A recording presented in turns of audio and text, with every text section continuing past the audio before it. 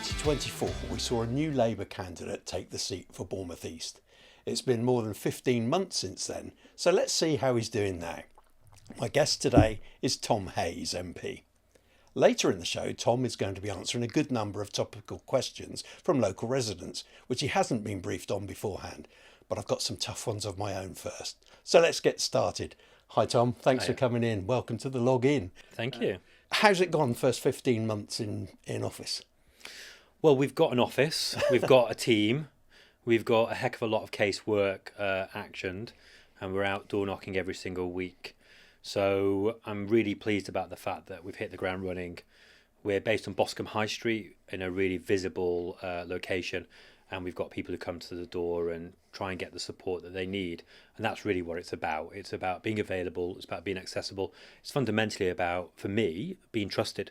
Yeah. Because I know from running mental health and domestic abuse services for 5 years before I got elected that people just felt like nothing worked. I know as a councillor for 10 years before I was elected as an MP that people felt like services just weren't there.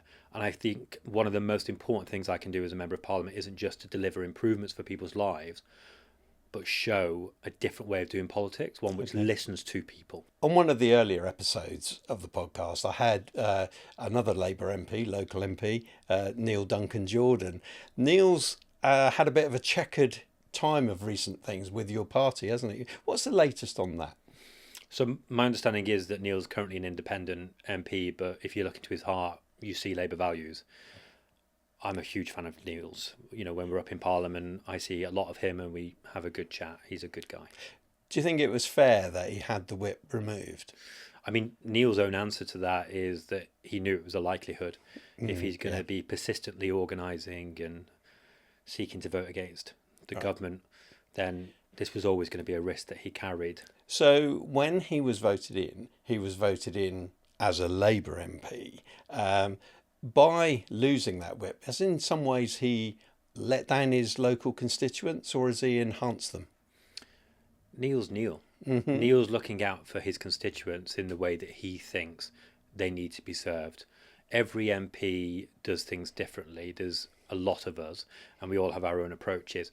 Neil is fantastic. I've got a lot of time for Neil. He stands up for his constituency every single opportunity he gets. He's not let anybody down. Now, just before we came in and started the recording, you mentioned something that actually I wasn't aware of, which was that within the BCP area, we've got the three MPs, yourself, Neil and Jessica. You don't really come together that much as far as the local area is concerned. Well, there's more than three. There's also Sir Christopher Chope. Oh, yes, let's not forget him. Yeah, of course, yeah. And Vicky Slade. But there's three from the Labour family. Yeah. Well, it's a funny situation, really, and it's probably something we're going to get onto, which is BCP, what is it? You know, it's just three letters strung together at the moment. And the vision for BCP has just been lost, if not abandoned. I genuinely think that over a wider area, you can have transport that links up and makes sense. You can have an economy that is based on the sectors where we've got strengths. You can get good jobs that pay well, that really look after people, great education and training opportunities. But actually, as an overall area, we're not seizing that. And I think what we've seen so far is a lack of vision, a lack of story. So we may talk about what's happened to Bournemouth over the summer with the negative headlines. Yeah. I think in large part what's happened is there hasn't been a story about who Bournemouth is right now. We've changed a lot as a town in recent years. People feel like things have been lost, but we haven't replaced it with something new in every single way. I think it's a very fair point. And I think that's a wider story of BCP, and we've got to put that right. Before we get into local issues, let's have a little bit about yourself. I understand that your background, childhood, was one of poverty. Tell me a little bit about that. Well, it's an interesting sort of thing for me to talk about because, and I've said this in House of Commons, I still feel, as soon as you asked that question, I could feel myself slightly creasing up, Why? tensing. Well, because, and I've said this in the House of Commons, because it's hard to talk about coming from very little. Mm-hmm. You know, you're conditioned to just know that as the norm. Yeah. And when you talk about it as an MP, what you do then is effectively to talk about how you got into a situation where you had very little.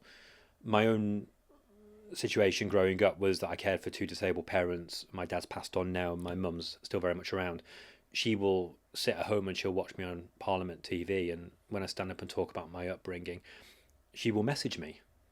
Because for her, it's a very personal thing, and she's not comfortable with me talking about this. I can understand that. Yeah, and I mean, I wouldn't either. It's for her. It feels like she has to apologise. Yeah. She feels like I'm putting on show the kind of childhood that I had, and that somehow she's to blame for the poverty that I experienced. Yeah. That is in no way the case. She and my dad sacrificed so much. My family, my Uncle John and my Auntie Jane, who were actually neighbours, who just put a £5 in my hand to go and pay the lecky bill. The teachers who stayed after school to make sure I had a warm place to get homework done. A community put me together. Yeah. And I feel so lucky to be able to serve as a Member of Parliament and to repay that debt. But it's a hard thing to talk about. And I do it because I know in my constituency I've got 1 in 4 children growing up in poverty. And they need to know they've got somebody who knows what that feels like. So how did you, if this is the right word, how did you escape from that poverty? Well, I mean, I don't think it is the right word, if I'm honest with you, because you don't mentally escape it. It stays with you, it sticks with you. You know what it's like to grow up with very little, if not nothing. Yeah. And it's what fires you on. And actually, the danger about being at Parliament for me is that you feel like you've joined a club. Yeah. That you've become somebody new and somebody different. And in a way, I don't want to mentally escape my upbringing. I want to hold it really close to me. I want it in my heart, so that I'm always every day waking up with the fire in my belly to make things better. I don't want to join a club. The club that's there isn't worth joining. I'm about representing my constituents, and particularly the people who've got little.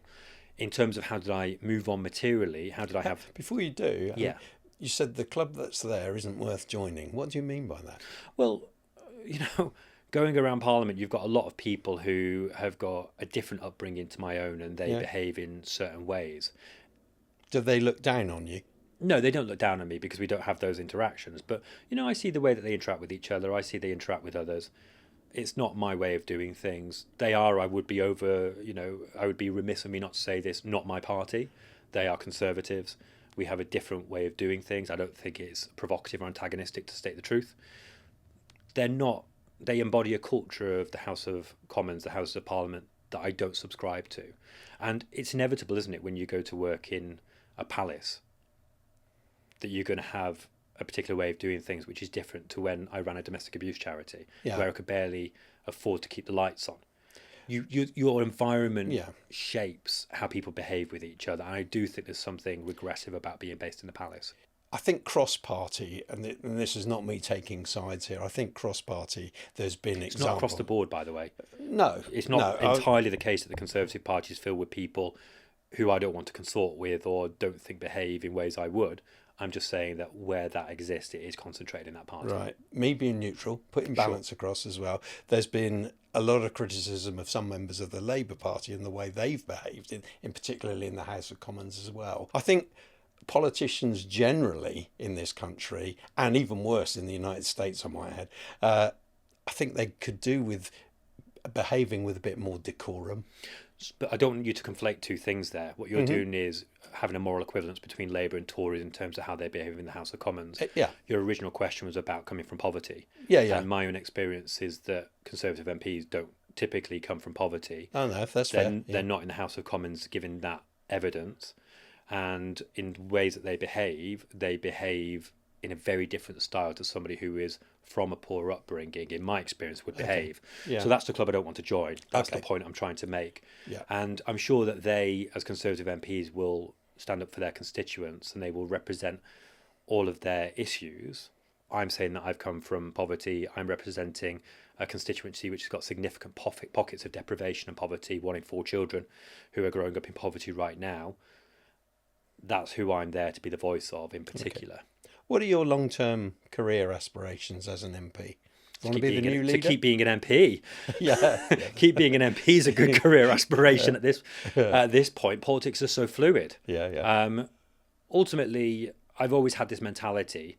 I never thought I would be an MP, so this opportunity to serve will be something, however long I'm in the role, I always look on as a huge privilege and honour, and I want to make sure I use every single minute of every single day to get the best for my constituents from.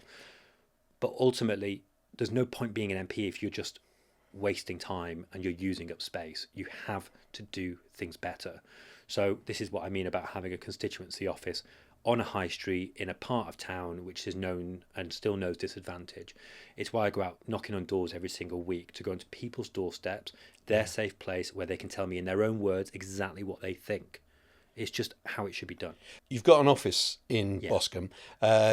Do you live in the area as well? Or So I live just down the road in East Cliff and Springbourne. Okay, yeah, great. How do you find things actually in the area around your office? What do you see when you walk out of your office? Well, for me, I'm so proud I've got my office in Boscombe. Mm-hmm. I wanted it to do two things. I wanted it, first of all, to be available to people in the immediate area who need a Labour MP to get the support from. Okay. But I also wanted it to contribute to what is a progress, the improvement that's happening in Boscombe right now. I'm part of the Towns Fund, which is investing millions of pounds in regenerating Boscombe. If you're on Boscombe High Street right now, you're seeing new shops opening. Around the side streets, you've got the same. You've got at the back the car park, which is turning into social housing, as well as a new 2-floor community centre.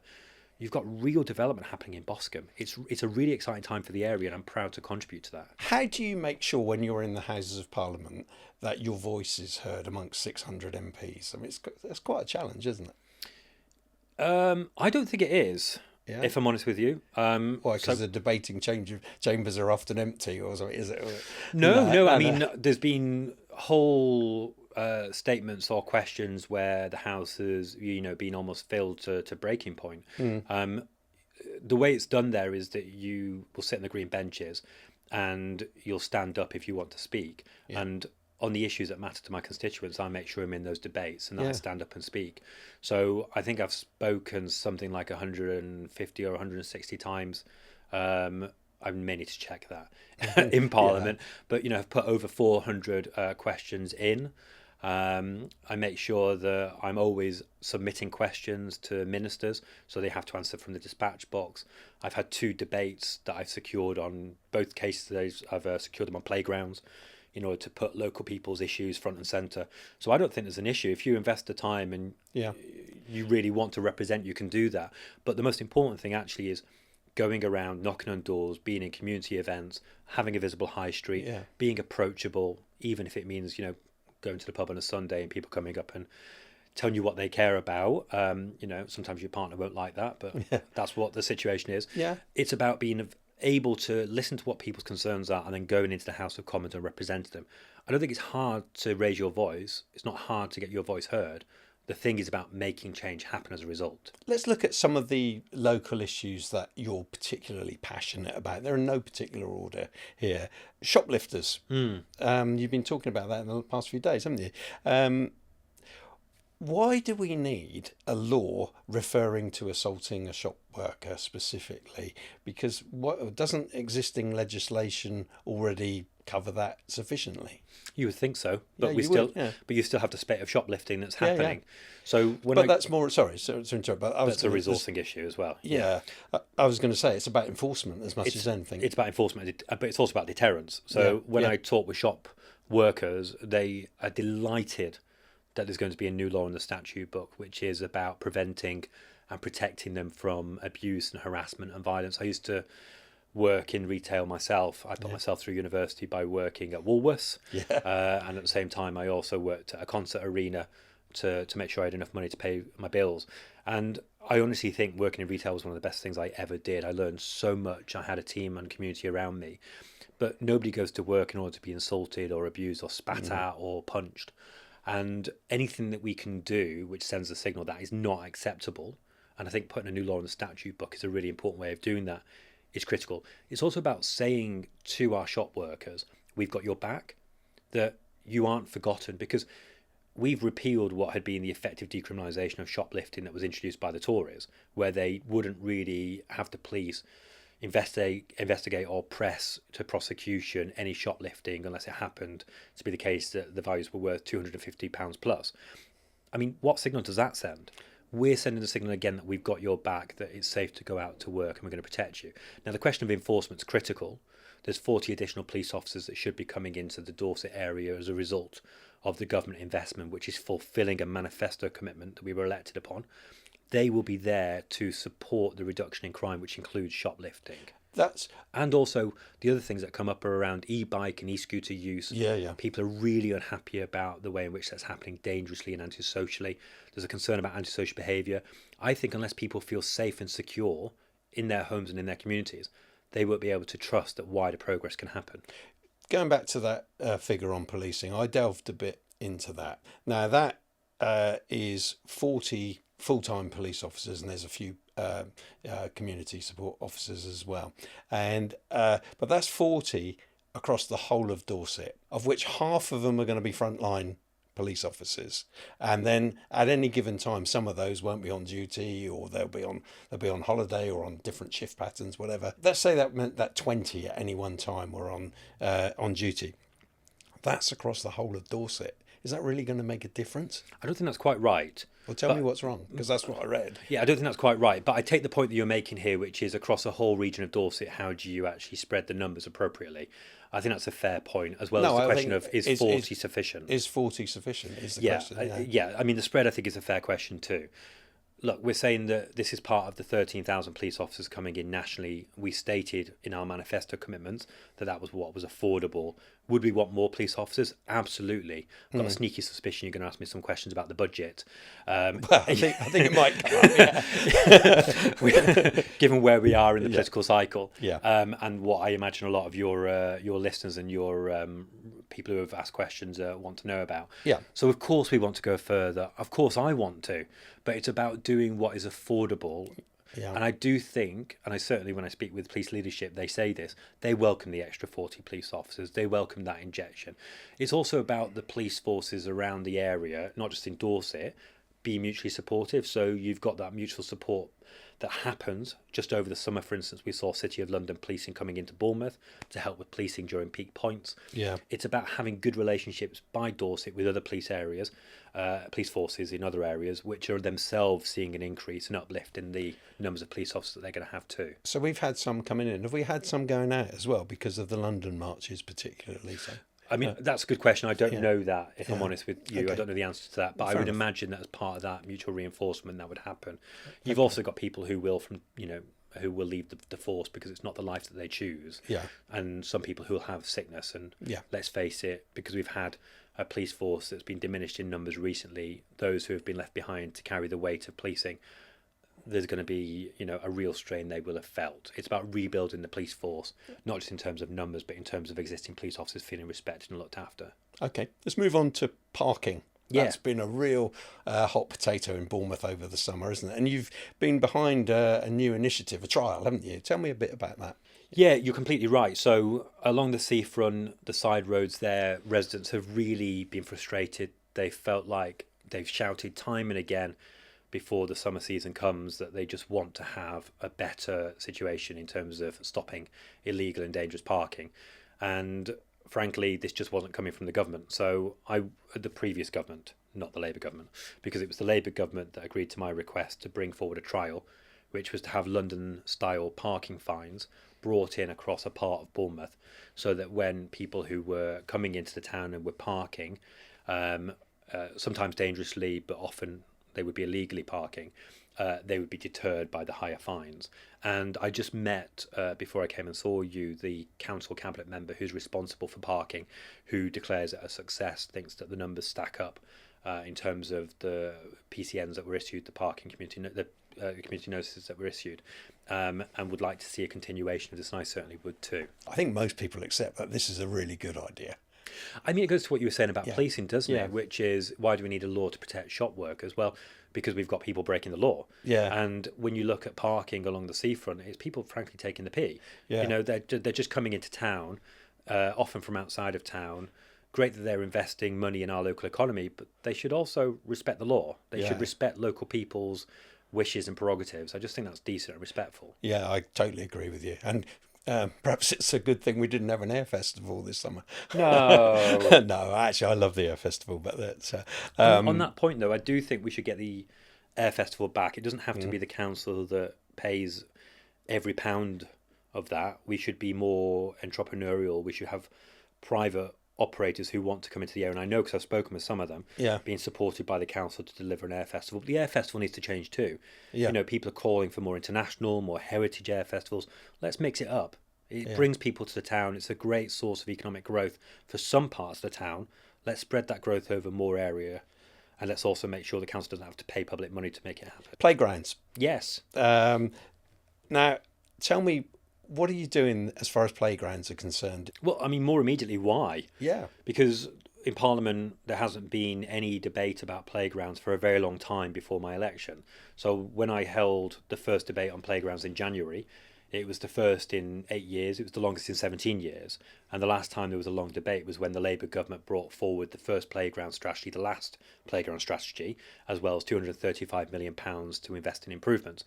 Now, there's no wonder the playgrounds have been left to go to rack and ruin when Parliament hasn't been talking about the issues that people really care about. And playgrounds are something that people really, really care about. It's children having the chance to play safely away from digital devices. It's parents being able to sit on a bench, starting as strangers, becoming friends, looking after their kids in a cost of living crisis, giving their kids something to do without any sort of a charge. So it's just really, really important. And it's an example of one of those issues that people talk about, they really care about, but politics just doesn't listen.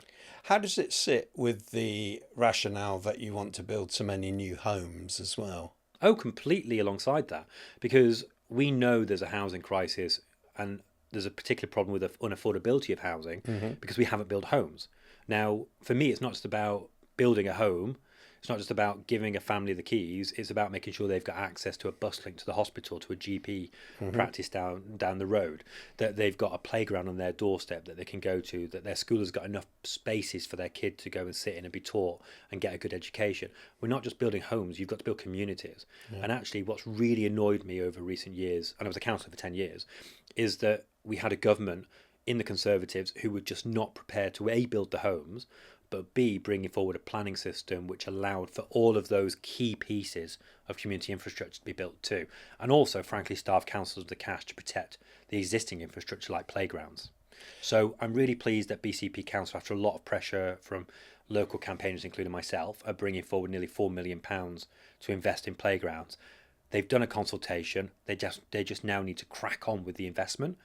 I'm also trying to bring in money from other partners, other key stakeholders in the town who can invest in those playgrounds that the council won't be prioritising, so we get as many playgrounds refurbished in Bournemouth as possible. Have you got any particular sites that you've identified that these playgrounds could be? Could you mention a couple? Yeah, so we across Bournemouth we've got something like a BCP rather. We've got something like 170 playgrounds. There's a heck of a lot of play apparatus, but what's happened is that they haven't been maintained over recent years. The council's not invested in that, so they're going to rack and ruin. So the play strategy from the council is prioritising upgrades of existing play areas, repairing some of those play areas equipment that's been broken, but also in some cases building new play infrastructure. Right. So if I think about Kings Park, particularly near the football ground, there's two play areas there which have been really left to rack and ruin. Kings Park Academy, which is next to the Ashley Road playground, had some of their students on the last day of their term go out and do their first ever protest, which I got to join. That was fantastic. You got to see the enthusiasm for improving our play areas. There's a huge appetite to improve play. I've spoken with lots of people, lots of community groups about lots of different sites. Malla Road, the Harewood play area, just to give an example of two more. Yeah. We just need to get the investment in. University grants. Now, Neil and I spoke about that in our podcast, and if I read this right, I caught sight of there's a promise to bring back grants, and that's been deferred until 2029. Is that right, that it's actually deferred to that point? So it will come in by the end of the Parliament, yeah. Yeah. Can you outline what that actually means, though, and who might be eligible, what kinds of people? So some of that detail is going to be coming out further down the line because it has to be worked up. There'll be a lot of engagement with education professionals like colleges and universities to make sure that we target the grants at the priority courses. The current goal is that the grants are going to be targeted at courses which help to grow our industry and help to get the economy growing locally. Yeah. And nationally. So there'll be a lot of talking with college leaders and university leaders to make sure we get that right. I mean, when I talked about this publicly, some of the key questions I got from people were, well, I hope it goes to the kids who need it, and I hope it goes in the right courses. And my challenge back is, well, the number of people who drop out of courses is actually quite small, but where they do drop out, it's often for people who are from disadvantaged backgrounds, for people who are having to hold down jobs while also studying, and it's really key that they get the financial support to stay in education. Now, I'm not sort of poo-pooing that people on lower incomes need help. That's a given, I think. But if I can take a personal example here, sure. Just to sort of emphasise the point, really, my daughter is currently 16, and she's hoping to go into a career in medicine, a particular branch of medicine. If she gets her A-levels first, gets the right grades, then she's got 5 years at uni, and then will she start earning money? But during that 5 years, I'm not on any kind of benefits, but I'm going to find it a struggle to help her financially. Yeah, I would probably, from what I've seen, be above the line of getting any kind of help. She won't get any help, and she'll end up with a long-term student loan. People that go into careers that are really benefiting the economy, like medicine and all aspects of it, why is there not some sort of rebate given if they commit to working in the NHS for a few years? Give them help like that. And that stops our reliance on importing people because we've got such a shortfall. What do you think of that? I mean, I think the principle that if you're going to be training for a public service and then working within the public service, which is going to have a certain level of pay that is not going to put you in the same bracket as a banker. Yeah. I think it's fair to say that there ought to be some kind of a support financially for you. I agree with the principle. But there's another bit too, which is that we actually have a situation where, because of the lack of planning of a workforce for, say, the NHS, you increasingly have people who are graduating with the requisite education but can't find jobs in the NHS, and that's despite the fact that the government have invested in significant billions of pounds, up to £29 billion additionally a year. What kind of jobs do you mean? Well, I mean, I spoke recently with somebody who's doing midwifery courses who won't be able to get a job locally as midwifery support within the local NHS because they have a certain number of people in their team and they're staffed out. The point I would make here is that you need to be training people in the courses that will meet the needs of the NHS. And I think we've got our workforce wrong over recent years. But I think that you've got to incentivise people as well to make sure that they do those courses. I agree, but but it gets to the point you're making too, which you've got to incentivise people to take on the courses which are of most use to our public services. If you're going to target your resources, which are limited, your financial resources, which are limited as a state, that you do that in a way which supports aspiration, but also supports public services. And I totally agree with the statement about most use. If you're deferring it until potentially as late as 2029, the way things are going in the country at the moment, you may not be in office by then, so it may not come to pass. Well, it's not deferring it. Right. That sort of suggests like we're kicking the can down the road. It's not. Okay. It's about trying to figure out all of these questions. I mean, I've just raised two. There's going to be many more that need to be figured out, and I think the government do too. Believe that the best solutions are those that are worked out, not just by government on its own, sitting in its ivory tower, but listening to people who know exactly what they're talking about. Yeah. Going back to the subject of policing in the area. Recently, there was an incident close by here, and I tried to contact the police. It was an absolute nightmare. I tried to get in touch. It took me 1 hour and 40 minutes on hold before anybody even picked up the phone. During that time, I had my iPad with me, and I tried to contact them online. There's no way of direct emailing. And I also tried to fill in the form that you can fill in, but that is a series of closed questions, and if it doesn't fit the narrative, you're giving them the wrong information. Can you, when you're speaking with Dorset Police, ask them why they've removed the ability to send them a simple email that somebody can read and that you could do in 2 minutes? What you're saying there gets to a fundamental point, which is driving people mad. And it's why I've got an office on Boscombe High Street, which is when you have to jump through so many hoops to be heard. And actually, even when you can, like this is the case with shoplifting, stores tell me this, even when they go through the process of reporting a shoplifting incident, it doesn't go anywhere. It doesn't actually make a difference. I mean, how annoying is that you spend time that you don't have filling in a form that nobody's really going to read, about which no action is going to be taken. This is why people are so off with politics. Nothing ever seems to work. So where you've got MPs who are visible, who are listening, and who don't just sort of listen and repeat what people's concerns are, but actually try and drive change, that's where I think we can rebuild trust in things actually working again. I mean, it sort of strikes me as mad that we're Britain in 2025 and we're talking about that being a situation that should just be simply resolvable. Yeah, I want to balance that though, because to be fair, Dorset Police, we had a burglar in the garden while we were at home, and I called 999 and the response was fantastic. But doesn't that speak to two things? You've got the 999 crisis response, and then you've got the kind of non-999 response just not working. Yeah. People's experience of crime is typically one of drug dealing on their street corner. Yeah. You know, they can smell the weed, they can see the deals happening, but Yeah. it's not a threat to life. And something that people say a lot to me is that they know that in recent times policing resourcing has been so limited, they don't want to call the police out for things which they don't think of as emergency. But then because they know that they're not going to do that, they don't go down the road of reporting it via 111 or online. Yeah. And this is where you get the reporting of crime, which is not reflective of reality. So the figures just become the tip of the iceberg. And when politicians then repeat back, well, actually, crime levels are ABC, the public know they're not.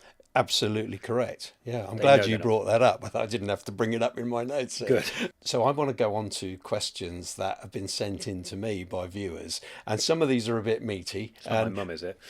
No, she might be one of them. You never know. First one was, I'm paraphrasing a very long question here. Was the PM right to make reference to Farage boats at the Labour Party conference and to make a lot of criticisms about a political party that's got 5 seats?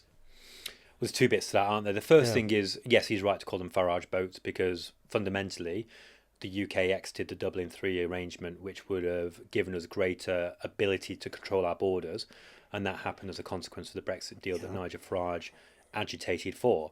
He agitated for it, but whatever the percentage was, voted in favour of it. So he was one voice amongst many, but a loud voice. But there's 2 bits to that. There's the referendum, and then there's the deal that was agreed. And he was agitating, as far as I understand it, for the deal that was agreed.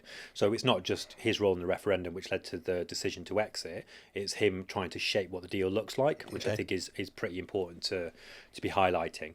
And then the second part of it was to give Farage attention. It's a good question, and I go back and forth on this. Yeah. Because to my mind, and it goes back to what I said earlier, I don't think there's any point being an MP or being involved in public service unless you genuinely want to make things better for people by listening to people and trying to build a coalition by trying to bring people together. And the big concern I've got about Nigel Farage, and already I can feel that I'm giving him oxygen by talking about this. Yeah. Because in giving him oxygen, I'm giving oxygen to the issues that he is talking about. It's division. Like, if you think about it in these terms, since 2008, all we've known as a country is a roller coaster of misery and difficulty. We've gone from a global financial crash into austerity, into divisive debates, into a painful Brexit withdrawal, and a divisive debate that led to, that was wrapped around that, into, in no particular order, a pandemic, a cost of living crisis, the war in Ukraine. I mean, it's pretty rough the last few years that we've been involved in. Absolutely. Yeah. And what we need to do as a country is recover and heal. We are an amazing country. Bournemouth is a fantastic town.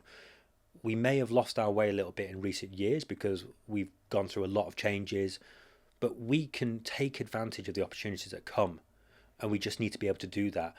What we don't need is to be creating division and a sense that politics doesn't deliver and that nobody listens. That isn't the truth. There are people who genuinely really care about making things better. And I don't think Farage wants to highlight that. What he wants to do is to create the sense that we're on our knees and we're about to fall over. But the question was about whether your whether your Prime Minister should have referred so much also to him, because the outcome has been that the first opinion poll after your conference, Reform's share of the poll went up. That was, if you want a reference, Opinion. They had Reform up 2 percentage points on 34 and Labour 13 points behind, down 1. So it kind of had the opposite outcome to probably what he was hoping. I I mean, like I say, when I answered you directly, go back and forth on whether it's the right thing to give him attention. Yeah. Because he thrives on the attention. I don't mean this to sound cold. I really couldn't give Okay. a crap about the polls, because You might do in 2029. I might do in 2029, but I'm not in 2029. No, true. And actually, I think what the people I represent hate the most is people who will do short-term tokenistic things to get popularity and publicity. Actually, what they want are people who are going to, in 2029, put a leaflet through the door which highlight the 5 changes they've made that materially improve their lives. And when they read that leaflet, they know this guy's not chatting. He's actually making a difference. I think there's a lot of people, judging by the questions that are coming Sure. up, who feel very, very dissatisfied with the current regime. I'm not, so I'm not in any way diminishing that. All Let's I'm move saying on. here is that let's not obsess about politics. Let's actually obsess about getting things better. Yeah, okay, that's fair. This is from Sean. Right, I may quote you. He said in the past he plans to work with the police to make Bournemouth safer. I'm wondering what his thoughts are on the vigilante group Safeguard Force. On a recent visit to town at night, I saw 2 safeguard patrols and no police presence at all. Sadly, Bournemouth does not feel like a safe place to be after dark. Well, I mean, the first thing I'd say is that the police are flooding the town centre with officers. So I'm surprised that he hasn't seen police officers on the street. I mean, to the point where I actually worry about them being pulled away from other parts of Bournemouth, like Boscombe and Littledown and Iford and Muldown and Charminster and Queen's Park and so on. So I'm sort of surprised that he feels that way, because I've certainly been out in the town centre at night time, and it's sort of like whack-a-mole. Right. There's a lot of police officers. Well, I can tell you, I know the person who sent this in. Actually, I do know who he is, and he's a good guy. He's a straight guy. Look, I'm not disputing. And if that's what he's seen, that's what. That's fine. That's fine. I'm just exhibiting surprise at that. I'm not saying that he's lying or misrepresenting. I'm just saying I'm surprised by that, and I'm very happy to pick that up with the Police and Crime Commissioner. But the question marks around the town centre, I think, are fair. I mean, the reason why there's been so much resourcing of policing in the town centre is because there has been a feeling of a lack of safety there. I think that's a completely valid point that he's making. And when I knock on doors and talk with people locally, that's a big thing that they raise. I mean, my major sadness is the town centre is not part of my constituency, which is not my way of trying to avoid being involved. But unfortunately, it goes back to the question of Mark's about, is Parliament set up appropriately? It drives me mad that actually there's a limitation on some of the things I can do around the town centre. I would love to get my hands in the town centre, right, and introduce some fixes there. Maybe you need to swap constituencies. No, I know. Mine's the best. From Anonymous, this one. Always worries me. It is a genuine question, I promise you. All of these are, and they're not made up by me. Digital ID, yes or no? I mean, I'm trying to say this quickly because I know you've got shortness of time. So I think what the question is hinting at is, do you support mandatory ID? Digital ID is not mandatory.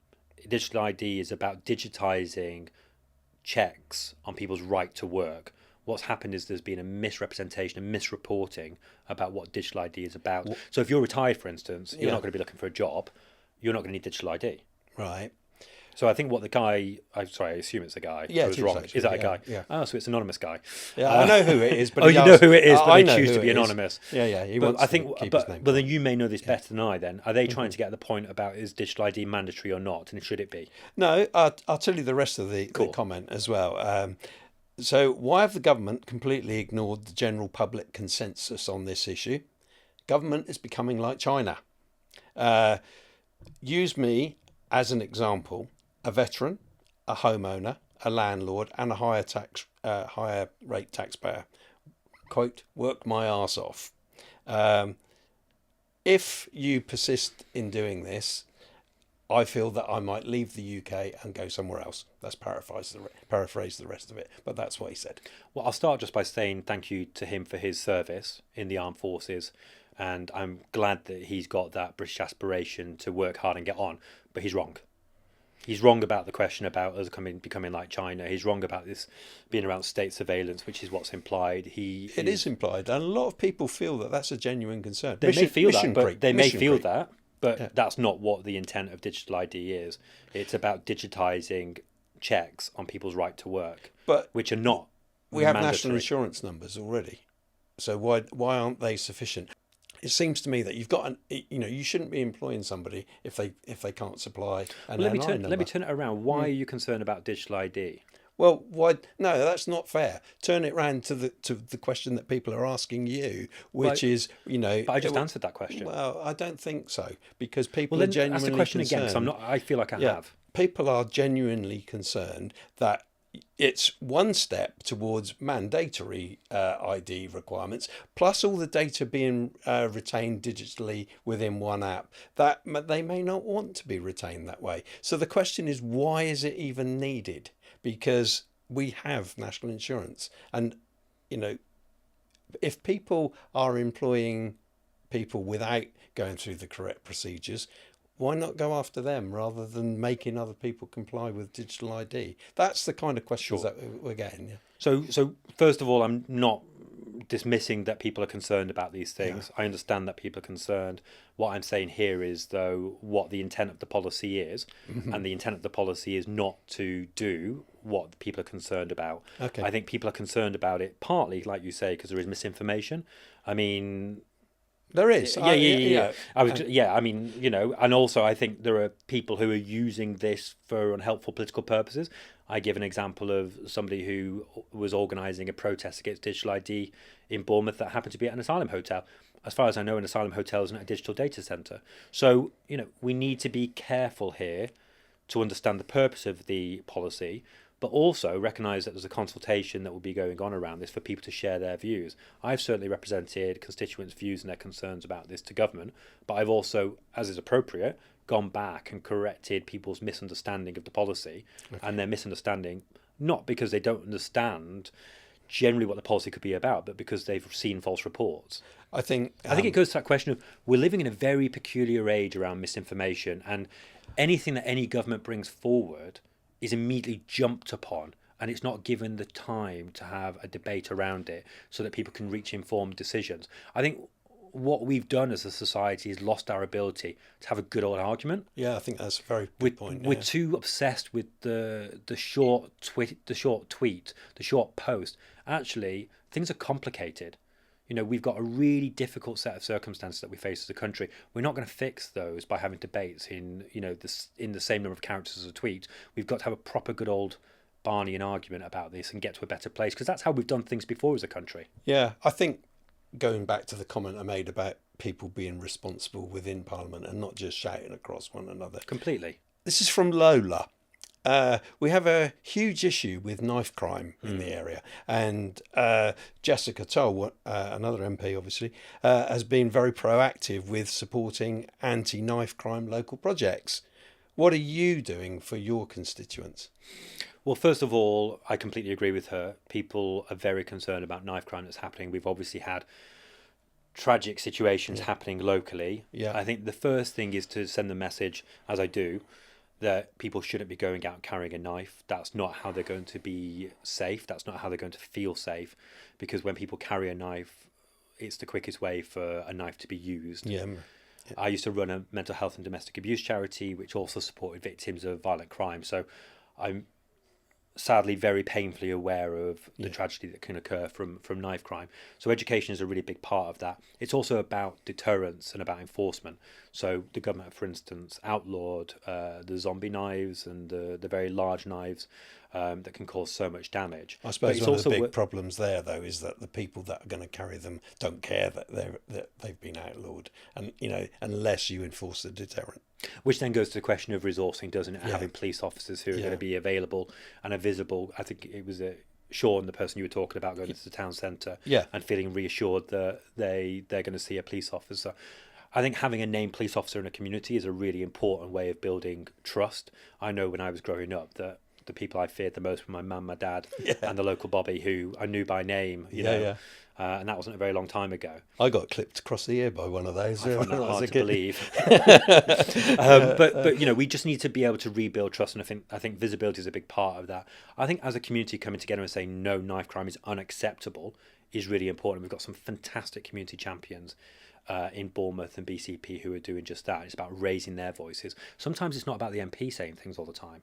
Sometimes it's about the MP listening and providing a platform for other people to say what they need to say. We had a guest on a few weeks ago, Mark Smith, his name is, and he's doing a lot of work with getting people who may be vulnerable to committing knife crimes to take up boxing, actually. Fantastic initiative, yeah.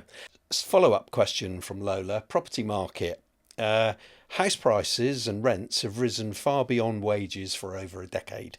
What specific policies will Labour introduce to make sure working people can actually afford to live where they work? So three quick answers. First of all, we've had 5 interest rate cuts since the government came to power, which is massively helpful for mortgage holders. Secondly, we're trying to tackle the cost of living crisis, not just by bringing prices down, but by raising wages. So we've, for instance, seen the national living wage and the national minimum wage going up. We're seeing wages going up faster in the last 10 months than they did in the first 10 years of the Conservatives. And then the third thing, which gets to the point about staying close to where you grew up, it's about building homes in the area that you live in, but giving you first dibs on those properties. That's absolutely critical. A fourth thing, which I'm going to cheekily smuggle in here, is if you're a public servant, going back to what was said earlier about how can you afford the education and then stay within the profession, public sector workers need to be supported too.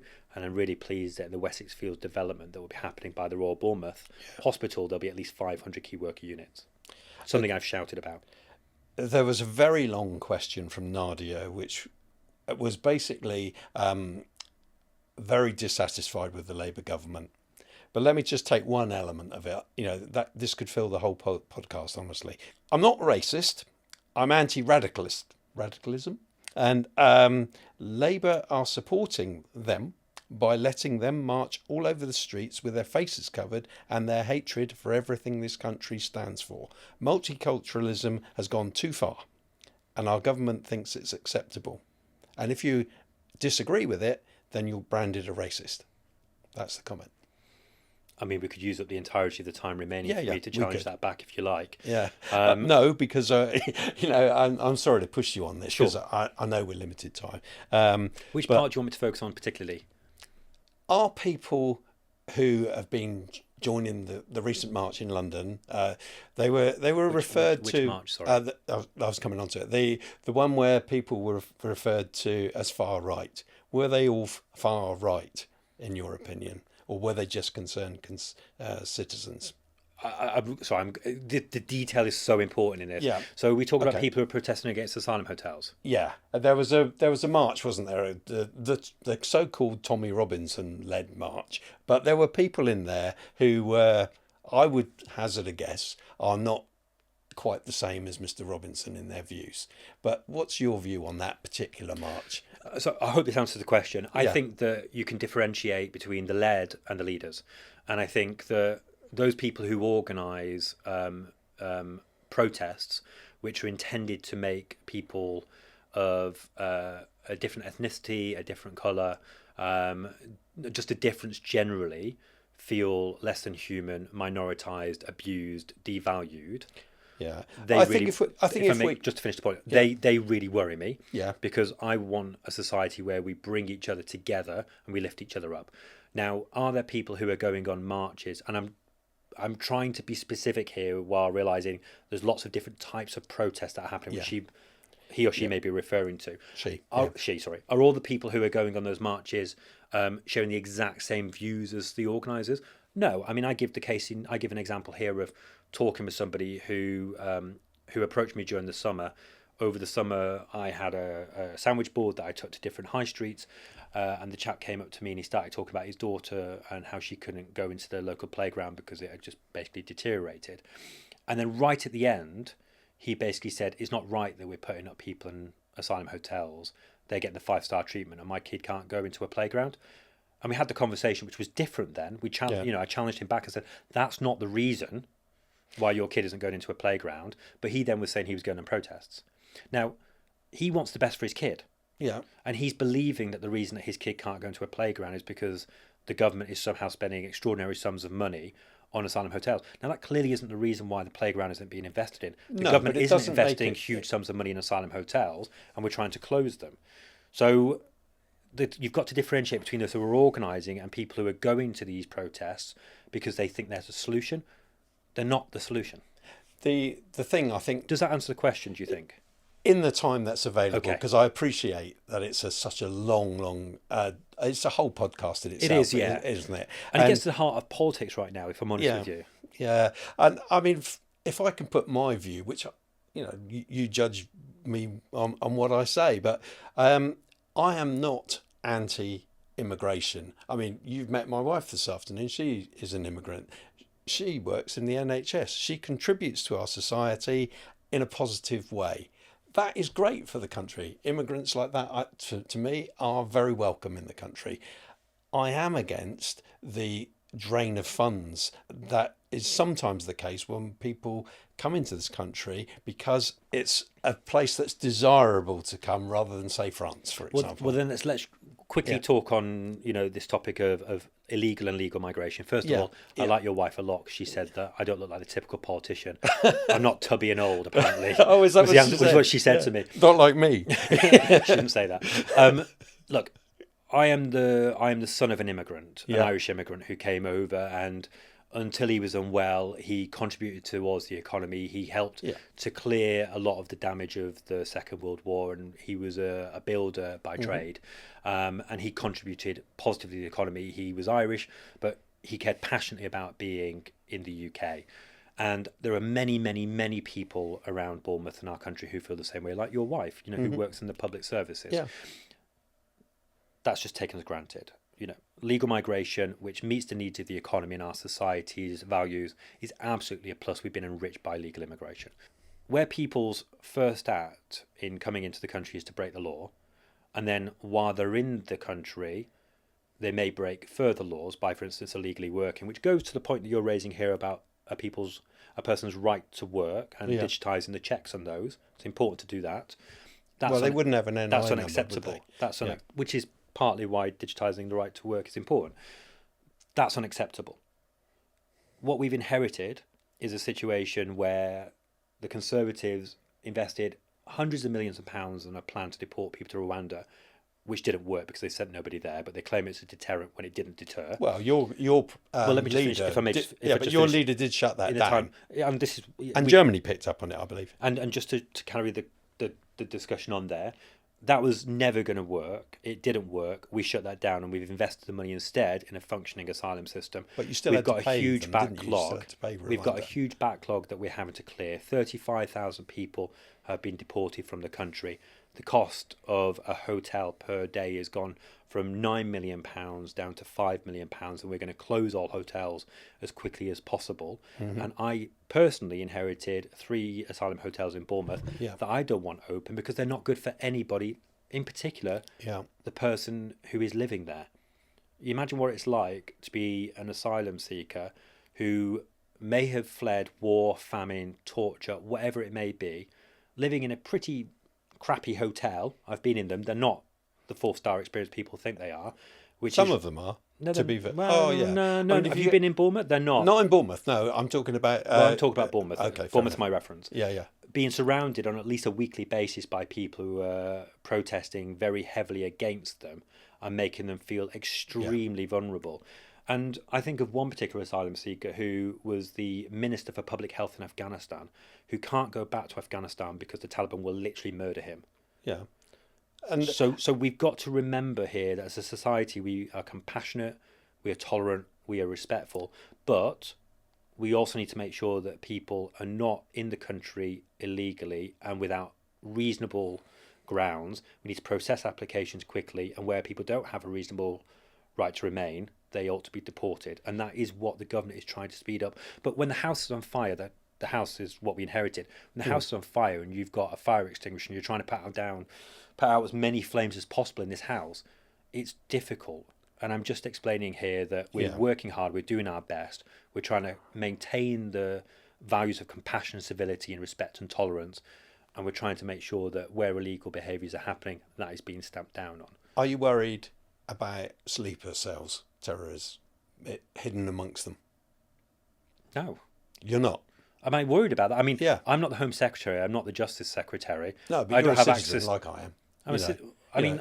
are you worried that there could be, because you don't know where these people have come from at the moment. There's a lot of people, they are, Do you know in all the things that I've been asked by constituents, I've never been asked that? Why not? I'm really surprised. Well, explain a little bit more why you think that would be something people would be concerned about.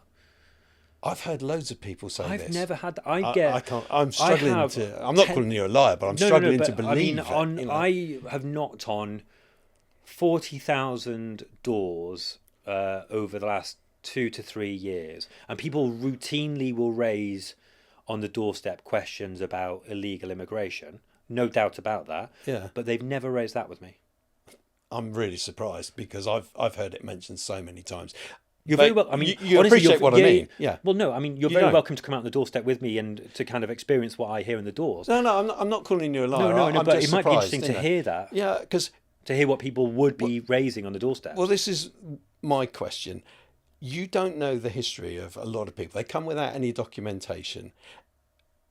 Surely, it is a concern that because we don't know, there have been, some criminal cases where people have come in and done nasty things in the country, and what I'm saying is that there could be people amongst them who want to disrupt our society, disrupt our lifestyles, and people are genuinely concerned about that. And we have had incidents of terrorist attacks over the years.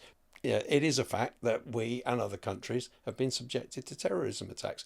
That is an ideal way for somebody to get in and become part of a sleeper cell. Is your I mean, honestly, I don't know where to start with this. But what I will also say is that you've got a situation where you've got a disruption of our civil life and our political life by Russians and Chinese that too. who want to sow disinformation, which is less visible and less evident. And one of the things that they will presumably be sowing division around will be who's coming into the country and what is their aim in coming here. It's to fuel. Surely that's a concern, that there must be an element. But my issue, look, is there a concern on my part that some people may be coming into the country in order to commit acts of terrorism? Yes, that was the question, yeah. I mean, I don't. You answered it no, actually. Well, I answered no because I didn't understand the question in the first instance. Okay, fair it's enough. Clearer now. I have no way of knowing whether the people who come into the country are in all cases. Of course you don't, and that's exactly. You're asking me. It's a speculative question. It's very hard for me to answer. It's a question that I think people would be very concerned about. But as an MP, I have a particular position that I need to be mindful of, which is if I come onto your podcast and you ask me a question, do I think somebody's coming into the country to bomb Bournemouth? And I say yes, that's going to cause panic. Yeah, true. And if I say no, then people are going to say, well, that's stupid. Of course, people may be doing that. It's impossible for me as a member of Parliament who's not got access to security and intelligence briefings to know anything about that. Yeah, and therefore it's equally impossible for members of the public to know that. And you've got so many people that they could be here. It could be an indigenous person from. Well, it could be somebody who was born in it could be me. Swindon or Milton Keynes. Yeah, I get that. Who goes and commits an act of terrorism. The key thing here is that we have a police and intelligence service that are able to stop acts of terrorism before they happen. Yeah. And if anything does happen, that they respond quickly. Like we saw up in Manchester, where the police were on the scene within 6 or 7 minutes and they shot dead the person responsible. Yeah, I mean, it's a really good point because they responded so quickly to that. And we really need to talk about that. Yeah, because I don't think the same thing would happen, say, thankfully, in Dorset. Thankfully, acts of terrorism are so rare in our country.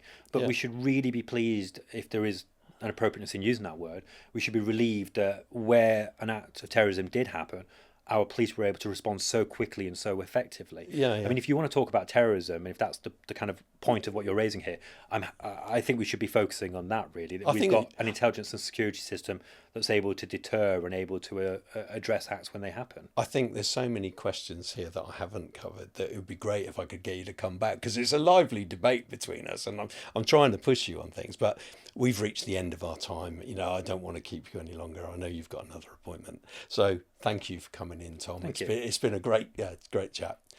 Well, that's all for this week's episode of the Leading Lives podcast. Join us again next time. Thank you.